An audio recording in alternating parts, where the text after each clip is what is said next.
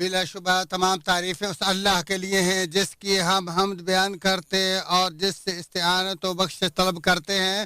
ہم اپنے نفس کی شرارتوں اور اعمال کی برائیوں سے اللہ کی پناہ میں آتے ہیں. جسے اللہ ہدایت دے اسے کوئی گمراہ کرنے والا نہیں اور جسے وہ گمراہ کر دے اسے کوئی ہدایت دینے والا نہیں ہے. میں گواہی دیتا ہوں کہ اللہ وحدہ لا شریک کے علاوہ کوئی سچا معبود نہیں اور میں گواہی دیتا ہوں کہ بلا شبہ محمد صلی اللہ علیہ وآلہ وسلم اس کے بندے اور رسول ہیں جنہوں نے پیغام پہنچا کر امانت ادا کرتے ہوئے امت کی خیر خواہی کی آخری دم تک اللہ تعالیٰ کے لیے محنت اور خوب جد و جہد کی.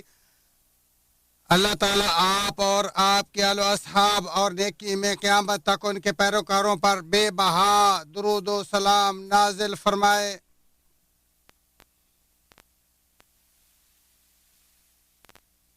حمد و ثنا کے بعد بلا شبہ سب سے بہترین بات کلام اللہ اور سب سے شاندار رہنمائی محمد صلی اللہ علیہ وآلہ وسلم کا طریقہ ہے اور سب سے بدترین چیز دین میں نئی نئی چیزیں ہیں اور ہر بدعت گمراہی اور ہر گمراہی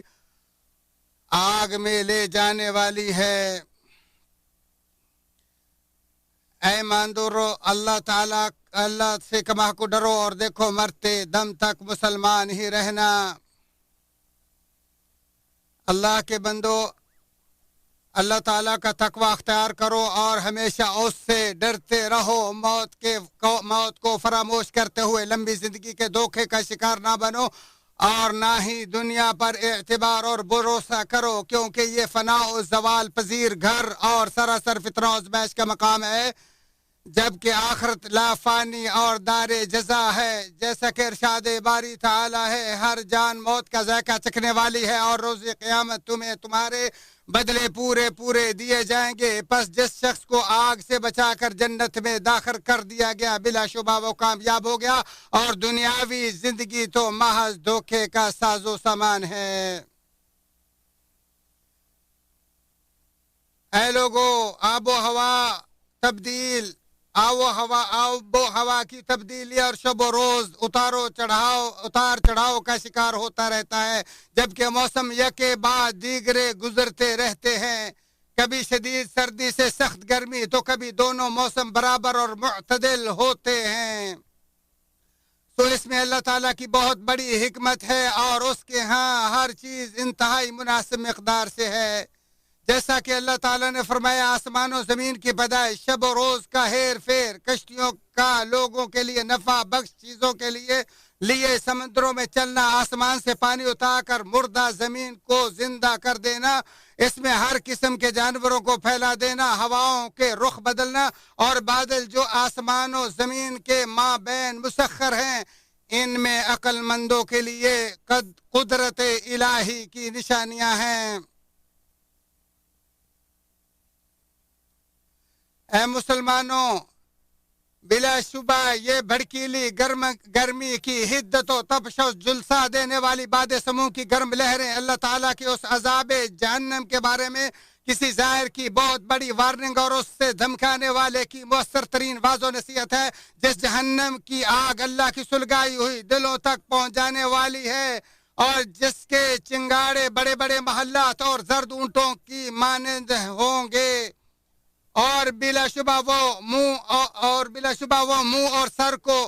سر کی کھال کو ادھیڑ لینے والے شعلے ہیں اور وہ ہر اس شخص کو پکارے گی جس نے پیٹ پھیری اور منہ موڑ لیا مال کو جمع کیا اور اسے بند رکھا. بے شک وہ شدید گرم ہوا کھولتا ہوا گرم پانی اور سیاہ دھوئیں کے ایسے بادل سائے ہیں جو نہ ٹھنڈے ہوں گے اور نہ ہی فرحت بخش. اے اللہ کے بندو گرمی کی شدت بلا شبہ جہنم کے سانس اور بھاپ کا نتیجہ ہے. جیسا کہ حضرت ابو ہریرہ رضی اللہ تعالیٰ عنہ سے مروی ہے کہ رسول اللہ صلی اللہ علیہ وسلم نے فرمایا جہنم نے اپنے رب کے سامنے شکوہ کرتے ہوئے کہا اے میرے رب میرے ہی بعض حصے نے بعض کو کھا لیا ہے. سو اللہ تعالیٰ نے اسے 2 سانس لینے کی اجازت دے دی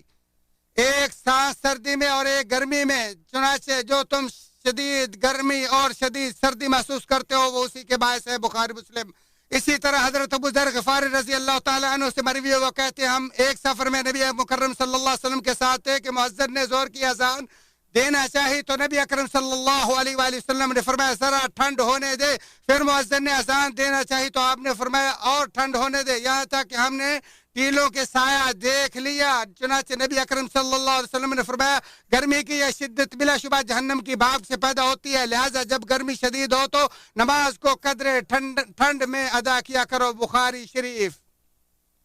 تو اے اللہ کے بندو آگ سے بچو، خواہ کھجور کے ایک ٹکڑے کے ذریعے ہی کیوں نہ ہو۔ اللہ کی قسم ہم میں سے کسی میں اتنی طاقت نہیں کہ وہ دنیا کی آگ کو برداشت کر سکے، تو پھر جہنم کی آگ کو کیسے برداشت کیسے کر سکتا ہے؟ جیسا کہ حضرت ابو ہریرہ رضی اللہ تعالی عنہ سے مروی ہے کہ بلا شبہ نبی مکرم صلی اللہ علیہ وسلم نے فرمایا تمہاری یہ آگ جسے ابن آدم جلاتا ہے یہ نار جہنم کی گرمی کے 70 حصوں میں سے ایک حصہ ہے۔ تو لوگوں نے کہا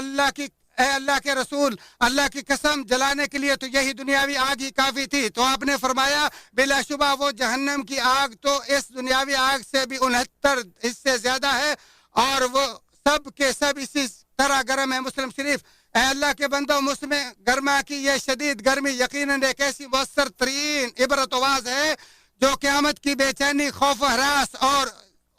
بڑی پیشی کی ہولناکیوں کی یاد دلاتی ہے۔ جب ننگے پاؤں ننگے بدن بغیر ختنے کے لوگوں کو بھاگتے ہوئے اپنے رب کی طرف اکٹھا کیا جائے گا، گویا کہ وہ کسی گاڑے ہوئے نشان کی طرف دوڑے جا رہے ہیں۔ ان کی نگاہیں جھکی ہوں گی اور ذلت ان پر چھائی ہوگی۔ یہی وہ دن ہے جس کا ان سے وعدہ کیا جاتا تھا۔ یہ دن بہت بڑے مصائب، ابتلا اور پریشانی والا ہوگا۔ سورج مخلوق کے سروں کے بالکل نزدیک ہوگا، شدید گرمی اور سخت بھیڑ ہوگی، لمبا انتظار اور بولنا دشوار ہوگا۔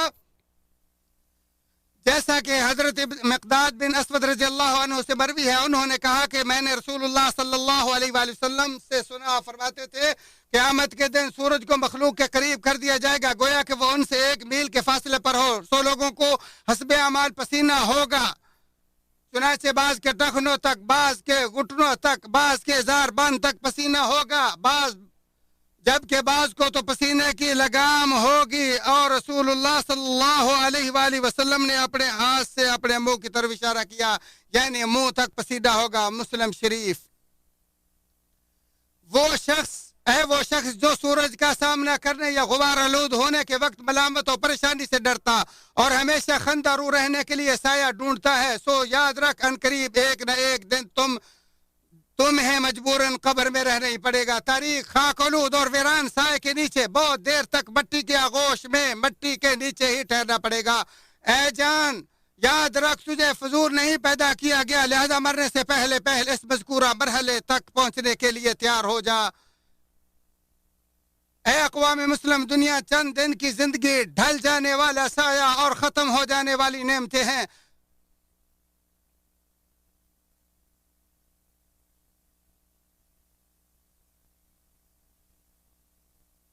اعوذ باللہ من الشیطان الرجیم۔ پس دنیاوی زندگی کی حالت تو ایسی ہے جیسے ہم نے آسمان سے پانی برسایا، پھر اس سے زمین کی نباتات جن کو آدمی اور چپائے کھاتے ہیں خوب گنجان ہو کر نکلی، یہاں تک کہ جب وہ زمین اپنی رونق کا پورا حصہ لے چکی اور اس کی خوب زباش ہو گئی اور اس کے مالکوں نے سمجھ لیا کہ اب ہم اس پر بالکل قابض ہو چکے، تو دن یا رات میں اس پر ہماری طرف سے کوئی عذاب آ پڑا، سو ہم نے اس کو ایسا صاف کر دیا گویا کہ کل وہ موجود ہی نہ تھی۔ ہم اسی طرح آیات کو صاف صاف بیان کرتے ہیں ایسے لوگوں کے لیے جو سوچتے ہیں اللہ تعالیٰ میرے اور تمہارے لیے قرآن عظیم کو بابرکت اور اس کے آیات و ذکر حکیم کو نفع بخش بنائے۔ اسی پر اکتفا کرتے ہوئے اپنے تمہارے اور تمام مسلمانوں کے لیے اللہ عظیم و جلیل سے تمام گناہوں کی بخشش طلب کرتا ہوں، تم بھی اسی سے بخشش طلب کرو، بلا شبہ وہی غفور الرحیم ہے۔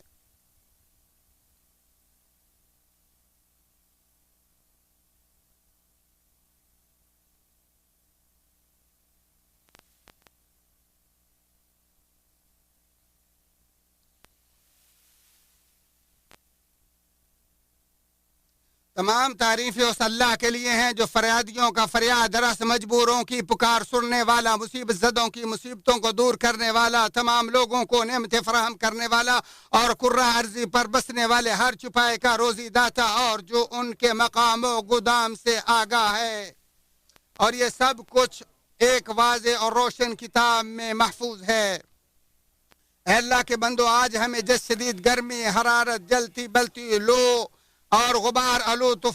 طوفانوں کی پریشانی کا سامنا ہے، یہ ایک ایسا معاملہ ہے جو ان کمزور اور بے بس لوگوں کی حالت پر غور و فکر کا باعث ہے، جو اس پریشانی میں مبتلا تو ہیں مگر اس کا مقابلہ کرنے سے قاصر ہیں، تو تم ان کی کمزوری و بے بسی پر ترس کھاؤ، ان کی ضرورتوں کو پورا کرو، ان کو تسلی دو، ان کی مدد کرو اور ان کا مکمل خیال رکھو۔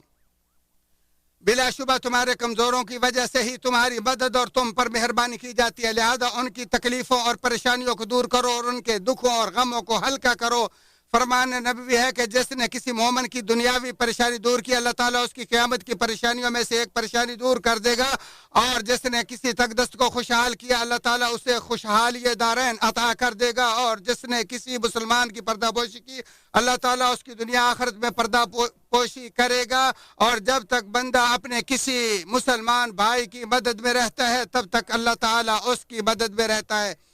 اے اللہ کے بندو، اللہ تعالیٰ کو قرض حسنہ دو، وہ تمہارے لیے اسے دگنا کر دے گا اور تمہارے گناہ بھی معاف کر دے گا۔ کون ہے وہ خوش نصیب جو اللہ تعالیٰ کو قرض حسنہ دے اور وہ اس کے لیے اسے دگنا کئی گنا زیادہ بڑھا دے، اور جو خیر و بھلائی اپنے لیے آگے بھیجتے ہو تم اسے اللہ کے ہاں پاؤ گے، کیونکہ وہ بہت بہتر اور بڑا اجر و ثواب دینے والا ہے۔ جو کسی تنگ دست کو مہلت دے یا اس کا کچھ قرض معاف کر دے تو اللہ تعالیٰ اسے قیامت کے عظیم سائے سے نوازے گا، جیسا کہ حضرت ابو ہریرہ رضی اللہ تعالیٰ عنہ سے مروی ہے کہ بلا شبہ رسول اللہ صلی اللہ علیہ وآلہ وسلم نے فرمایا، جس نے کسی تنگ دست کو مہلت دی یا اس کا کچھ قرض معاف کر دیا تو اللہ تعالیٰ اسے اپنے عرش کے سائے کے نیچے جگہ دے گا، جس دن اس کے سائے کے علاوہ کوئی سایہ نہیں ہوگا۔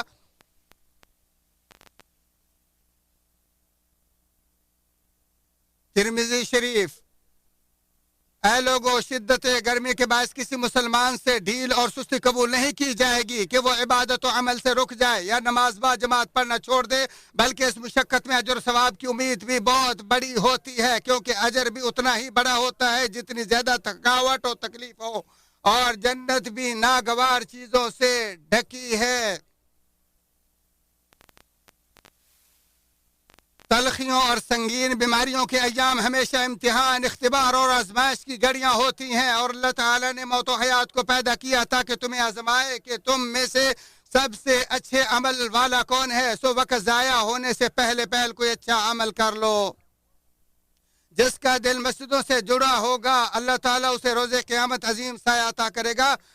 جیسا کہ حضرت ابو ہریرہ رضی اللہ تعالیٰ عنہ نبی مکرم صلی اللہ علیہ وآلہ وسلم سے روایت کرتے ہیں کہ آپ نے فرمایا، 7 آدمی ایسے ہیں جنہیں اللہ تعالیٰ اس دن اپنا سایہ نصیب کرے گا جس دن اس کے سائے کے سوا کوئی سایہ نہیں ہوگا، عادل حکمران اور وہ نوجوان جس نے اپنے رب کی عبادت میں پرورش پائی، اور وہ آدمی جس کا دل ہمیشہ مسجدوں سے جڑا رہتا ہو، اور وہ 2 آدمی جو اللہ کے لیے محبت کرتے ہوں، اسی کی وجہ سے اکٹھے اور اسی کی وجہ سے جدا ہوں، اور وہ آدمی جس سے کوئی حسین و جمیل بلند پایا خاتون برائی کی دعوت دے اور وہ کہے میں اللہ سے ڈرتا ہوں، اور وہ آدمی جس نے صدقہ کیا اور اسے اس قدر چھپایا کہ اس کے بائیں ہاتھ کو بھی خبر نہ چلے کہ دائیں نے کیا خرچ کیا ہے، اور 7واں وہ شخص ہے جس نے خلوت و تنہائی میں اللہ کو یاد کیا اور اس کی آنکھوں سے آنسو جاری ہو گئے۔ بخاری و مسلم۔ اس تمام تر تفسیر کے بعد اللہ کے بندو، اللہ تعالیٰ کے انعامات و احسانات پر اس کی حمد اور اس کے فضل و کرم پر اس کا شکر بجا لاؤ، سو وہی وہ ذات ہے جس نے تم پر اپنی ظاہری باطنی نعمتیں نشاور کی، جیسا کہ اللہ تعالیٰ نے فرمایا اگر تم اللہ کی نعمتوں کو شمار کرنا چاہو تو تم انہیں شمار نہیں کر سکتے، اور فرمایا چنانچہ اللہ کی نعمتوں کو یاد کرو، اور فرمایا تمہارے پاس جتنی بھی نعمتیں ہیں وہ سب اللہ کی دی ہوئی ہیں۔ بلا شبہ اللہ تعالیٰ نے تمہارے لیے پہاڑوں میں غار بنایا، اور اسی نے تمہارے لیے کرتے بنائے جو تمہیں گرمی سے بچائے، اور ایسے کرتے بھی جو لڑائی میں تمہارے کام آئے، اور اسی نے تمہیں سائے فراہم کیے، اور تمہارے لیے بجلی کی نعمت، ایئر کنڈیشننگ اور کولنگ کے آلات و ادوات مسخر کیے، سو تم ان تمام نعمتوں پر اللہ کا شکر ادا کرو اور ان کے استعمال میں اسراف و حماقت کے بجائے میانہ روی اور بچت سے کام لینا بھی اللہ تعالیٰ کے شکریہ کا حصہ ہے۔ نعمتیں ہمیشہ شکریہ سے برقرار رہتی اور نہ شکری سے چھن جاتی ہیں، جیسا کہ ارشاد باری تعالیٰ ہے، اور جب تمہارے رب